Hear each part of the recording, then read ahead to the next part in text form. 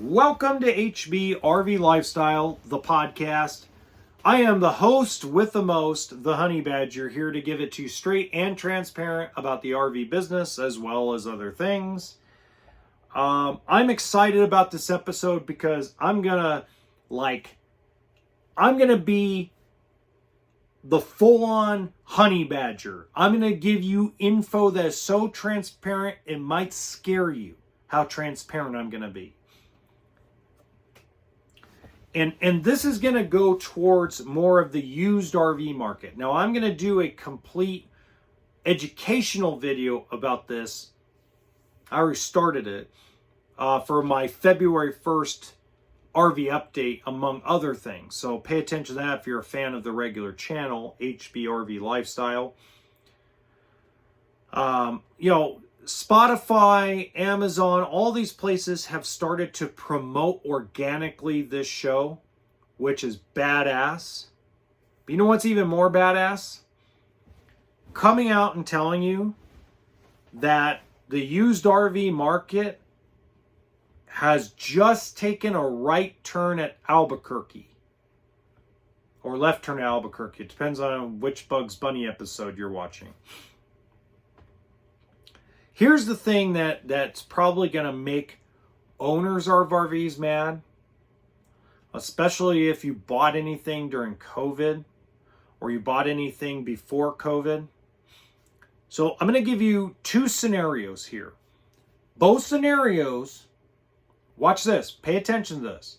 Both scenarios are going to piss somebody off. But do me a favor, don't shoot the messenger. Scenario number one, we're in middle of 2021. Okay, middle 2021. Your spouse is tired of the small little travel trailer you're in. So you go to 8 different dealerships, including phone calls, trying to get a deal below MSRP or below 20% off MSRP on the next rig that your spouse has fallen in love with. So you go to the local dealer first and you go, what's my trade worth? And you paid 15 grand for this travel trailer 5 years ago. And the dealer says, I'll give you 20 grand for that today. You're like, holy crap, it's worth more than what I paid for 5 years ago? God, I love my trade value, but I don't really want to pay that much for that fifth wheel. Now that person is calling in every dealership the last 6 months across the US and Canada going, damn, I love the prices. The prices are amazing. You guys are taking massive losses. Oh, my trade's not worth that much. You guys are trying to rip me off. Scenario number one. So that's scenario number one. The customer loved their trade value, but felt they were getting ripped off on the new price. Now they're like, great prices on the new stuff. Now you're ripping me off on my trade. Okay. The truth to that scenario number one person is you didn't dig deeper into the actual numbers. You heard the value of your trade both times. You did not take into context the difference figure hadn't changed. The difference figure, I'm going to repeat that again, the difference figure between the new RV prices and what the used trade-in value is or was, did not change in almost 3 years. Until now. Now we're in scenario number two. Scenario number two was people who have just now started coming back into the market that are like sitting there going, okay, it's going to crash some more. So we're going to get more for our trade next year.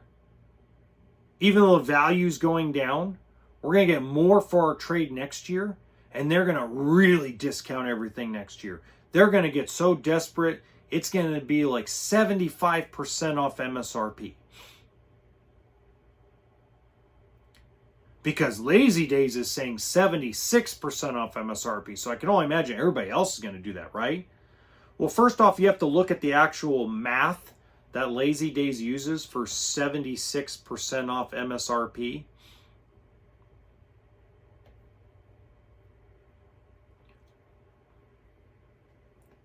When you get the sticker price from Lazy Days and you compare it to their price online, it's not 76% off. They haven't incorporated all their fees yet.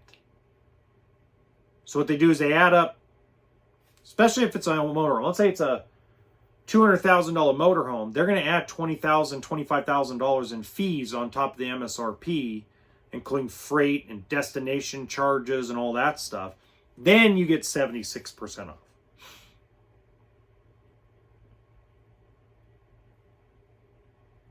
So the psychology of situation number 2 is our trade value is going to go up when Trump gets elected or Biden gets reelected, and everything's going to crash on the dealership side.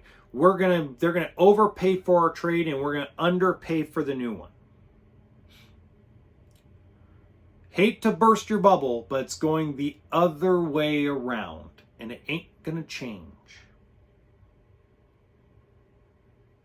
Okay? The reason is you have, here's the biggest problem that we have as a consumer of goods or a customer of material things. We grow an attachment to the wrong devices. Okay?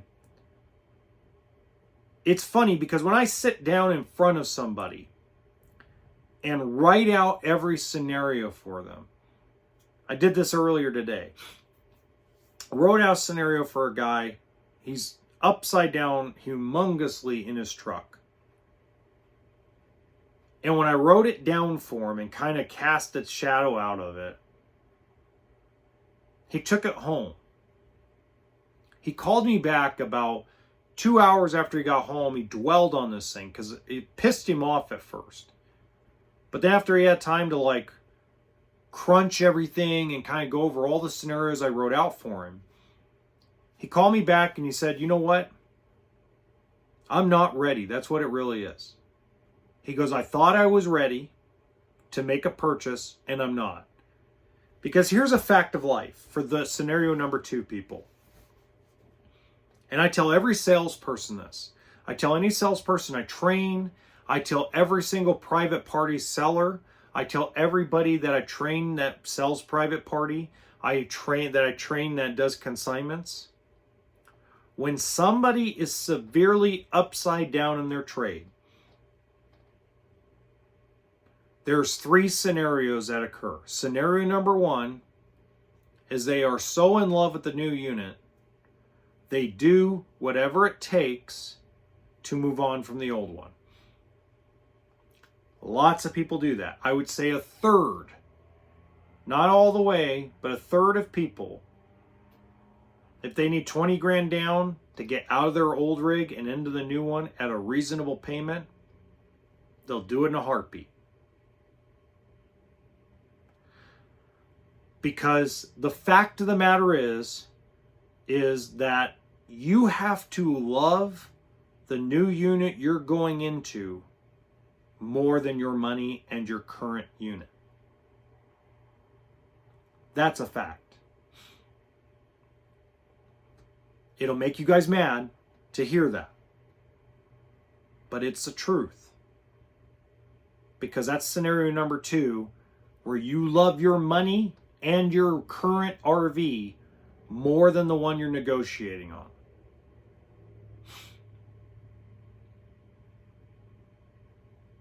And the third is going to be the folks that are caught in between, which is the other third of people. They're caught between a rock and a hard place. They know they want to get out of their old rig, but they don't have the resources or the credit to get out of it yet.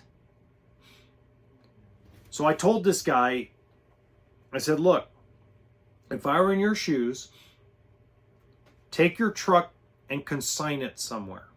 You're not using it right now. Maybe rent it out on one of these platforms, because you know there's platforms out there you can rent your vehicle, your trucks on, cars, even RVs, right? And I said, what you need to do is don't pay down the loan. Take the money you make from the rental, or if you consign it, have it consigned for what you owe on it. Pay whatever the fee is when they sell it, $3,000, $2,500, whatever they're going to charge you. If you're going to rent it, sock the money in a bank account. And when you've collected, in his scenario, when you've collected $18,000, no matter what the trick is valued at, let's say it takes you a year, who cares if the book dropped off a cliff? If you have 18 grand saved, I can get you out of the truck and put you in the motorhome. He looked at me, or well, actually, I assume he looked at me. He called when it was over the phone when we were talking about this, and he hung up on a very good note. I have another customer. That's the person I'm thinking about. I was looking at me. I had one customer straight out tell me, "I don't care. I'm going to go get $15,000 for my 10-year-old 18-foot travel trailer." When I was talking to his wife, and I find out the travel trailer has been listed for 15 grand for 6 months. And I try to tell the guy, show the guy the book and what I would list it for. And he pretty much stormed out of the dealership and told me to go fuck myself, that I don't know what I'm talking about. Those words.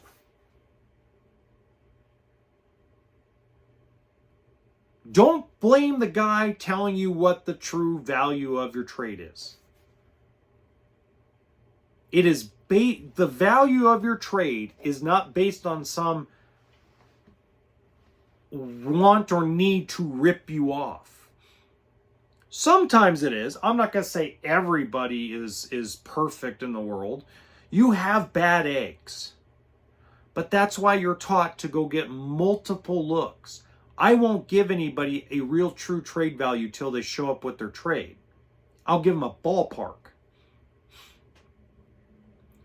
Because the problem is that 50% of people that trade in their RVs lately lie about the condition of their RV.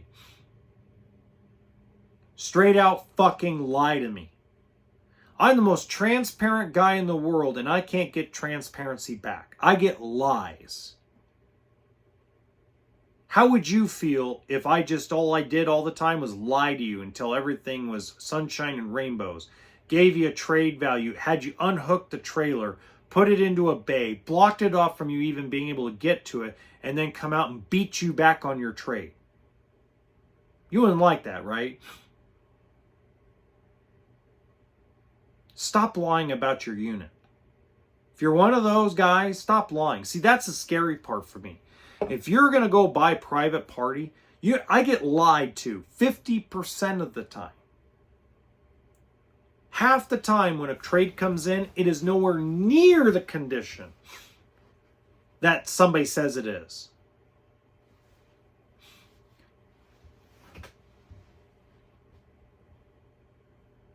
You know how many deals I've had to turn the people away and send them on their way and pat them on their butt that drove 6-7 hours to get here because the pictures they sent me on their trade-in were from 5 years ago?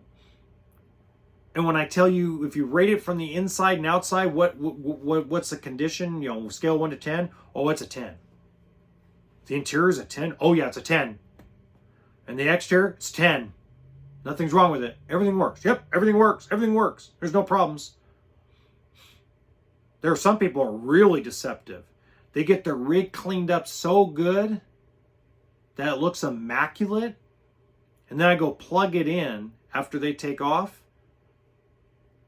And nothing works. I had one unit, 2022 Grand Design Transcend travel trailer.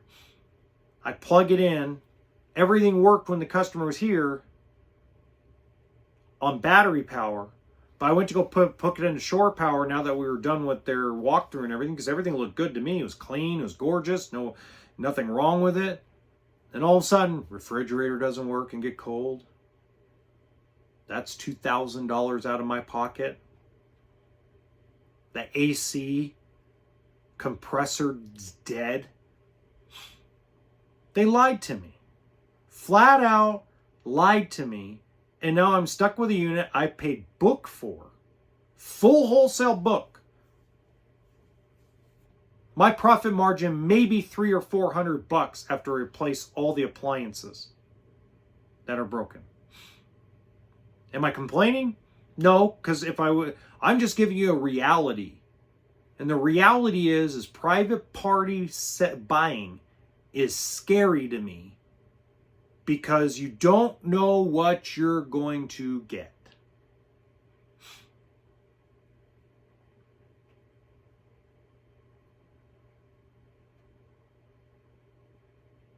No clue.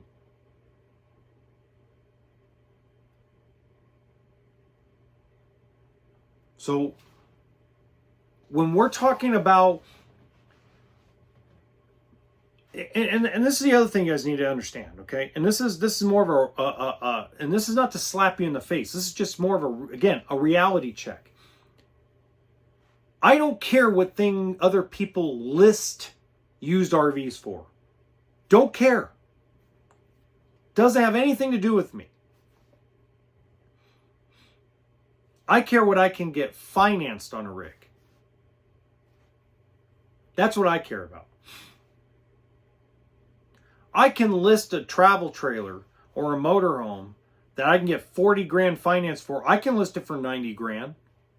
I can list it for 85 grand. Does that mean I'm going to sell it for 85 grand? No, I'm probably going to sell it for closer to 40 or 45. Because that's what the bank is going to lend on. Stop gauging, and it's not your fault.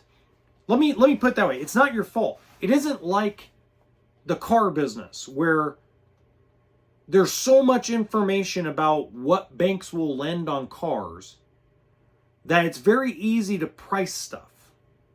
Okay? Does that make sense? So there isn't that kind of stuff because all you got to go on is the fucking fairy dust that dealerships try to spread on deals. Like, I'm going to overinflate this motorhome's price so when they make me an offer, it's going to look like an amazing deal. We're going to do the big fucking fish story. And they wonder why they have a bunch of used motorhomes in stock. I'm not joking with you. I mean, there is fairy dust dealers out there who think it's just so magical to, okay, so we took in a trailer for 20 grand. We're going to list it for 45 just because we can. And so when a customer walks in and we discount it $15,000, they're going to feel like they got a steal. Or the private party guy that put no money down, finance, tax, and license. He bought it for 37, but he still owes 44 because he freaking didn't pay tax and license up front. So he's asking 44 grand. Well, I got one guy's scenario. He owes 26 grand on a fifth wheel. And he says, well, I see him listed everywhere for 34 and 35 grand. Who cares what they're listed for? That doesn't matter. That's if you have a cash buyer who's willing not to look and negotiate and look for a better price.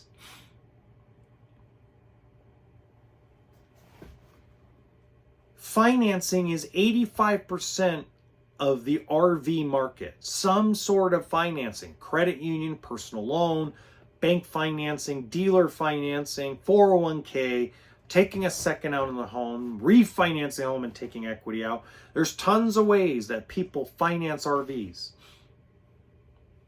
The majority of the time they get a loan through a credit union or they get a loan through a bank. On that particular scenario, the bank's going to finance 23 to 24 grand. So he's not that far away. He's realistically 4 or 5 grand upside down. That's easy. That's somebody that put money down. But to want 35 grand for a coach that will get financed between 23 and 24, common sense. Well, I added up everything on JD Power, and that's what it said. That JD Power that you see for free, that's public, is bullshit when it comes to lending. Trade in wholesale book times 120%. That's the base model or basic lending guideline for how banks and credit unions finance used RVs. Most of the time, credit unions are going to do 90 to 80% of retail book with no ads. Especially when you have a Keystone product, when Keystone lists majority of the options that you can click are standard equipment. And it's listed right there in the listing. All that shit is standard equipment. So you don't get to add those things because that's already factored into the retail book. And it's the one the banks use that dealerships have to pay for. It costs me $3,000 a year to have that access to those lending guidelines. It's $500 a year per store for 6 stores. That's $3,000. Now, if you'd like to pay for it, I can send you the link through the email if you want to see what real is. If you want to play around and pay for $500 a year to play with it, I'm more than happy to send you the link to it. That way you can do it because they also have cars, boats, they have all kinds of stuff. It's good. It's a good tool. Otherwise, you're farting in the wind as a dealer, not knowing really what a true value of an RV is going to be, or a car or boat or anything like that. I was telling a guy on Carvana today, I'm selling my Hyundai Santa Fe. They offered me $13,700. It's $4 grand below retail, but it's $700 over wholesale. They're going to get 15 grand financed on it. Their profit margin's $1,300. 9%.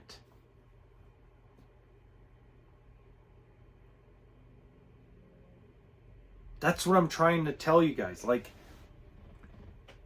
there's too many people out there screaming and yelling that they're getting ripped off.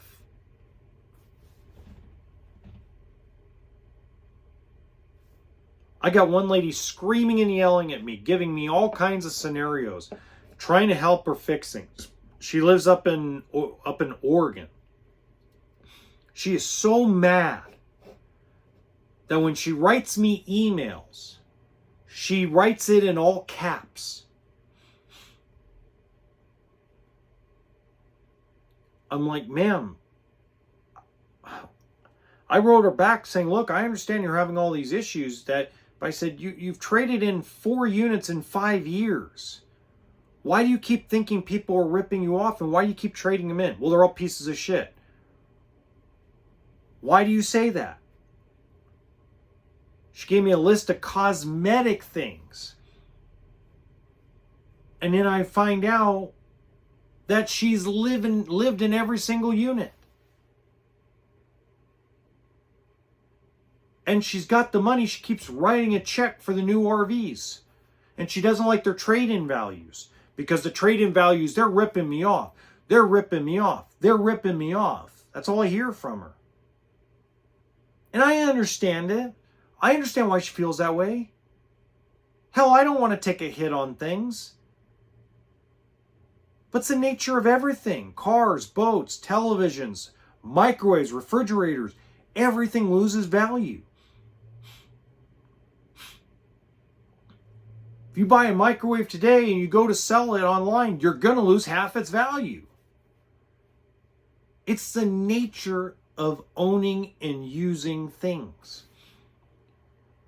People don't go to the Goodwill or the thrift store to go buy things for new prices. They go and pay for the used price because new loses value. You go buy new clothes. You wear them. They wear. They tear. They lose their color. It goes into a thrift store. The thrift store, when it's sold for $20, doesn't list it for $19. It's like a $3 or $4 shirt at that point. So I understand it. And then she sent me a picture of one of the RVs, and I'm like, no wonder they're hitting her what they're hitting her. It's beat up. She lived in it rough and hard. She's got 3 freaking big dogs. You're going to live in a fifth wheel with 3 massive dogs. We're talking about like German Shepherd sized dogs. What'd you think was going to happen? That nothing was going to get beat up with those size, beautiful, great creatures? You got to be kidding me. It's a joke if you think that 3 dogs are not going to beat it up. I mean, folks, I get there's bad eggs. Don't think I don't know that there's bad eggs and that there's bad units out there. I have been told numerous times on my main channel, why don't you tell everybody what a piece of shit that trailer is? Why don't you tell everybody what a piece of shit? Because they're not. For the most part, RVs, there is a super majority.